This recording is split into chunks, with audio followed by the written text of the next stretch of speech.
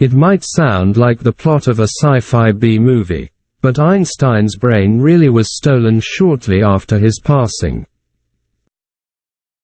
In the 19th century, the brains of geniuses were often preserved so that scientists could try to determine the origins of that person's intelligence.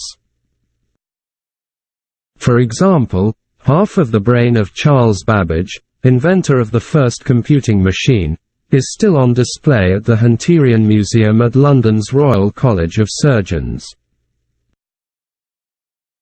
Einstein was aware that scientists might want to study his brain after his passing and explicitly forbade it, knowing that such studies rarely produce useful information.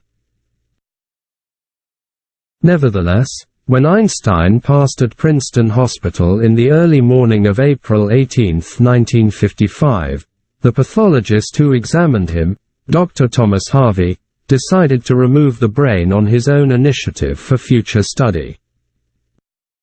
Dr. Harvey took Einstein's brain home, divided it into 240 pieces and stored it in 2 mason jars filled with celloidane. Shortly after Einstein's cremation, his son Hans Albert found out about the theft and was furious. But Dr. Harvey convinced him to let him keep the brain. Taking the brain of the world's most famous physicist without permission did have professional consequences for Dr. Harvey.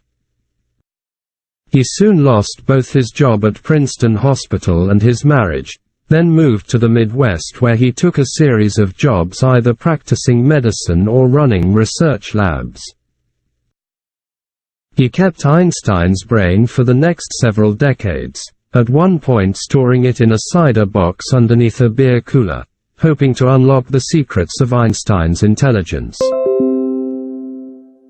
The fate of Einstein's brain was mostly unknown until 1978, when a reporter tracked Harvey down in Wichita, Kansas. The magazine article about Harvey brought a flood of requests for samples of the brain to study, and starting in 1985, scientists began publishing their findings. Many of these studies did claim to find some differences between Einstein's brain and that of a normal person, but they also lacked representative control groups, making their findings suspect. And even if these studies had been conducted more effectively, neurology still hasn't determined whether the physical structures of the brain actually affect a person's intelligence. Today, what remains of Einstein's brain resides at the Penn Medicine Princeton Medical Center in Plainsboro, New Jersey. Almost nobody is allowed to see it, not even researchers. But many more pieces of Einstein's brain can possibly still be found across America, thanks to Dr. Harvey's habit of giving away pieces of it to curious friends. Subscribe for more stories.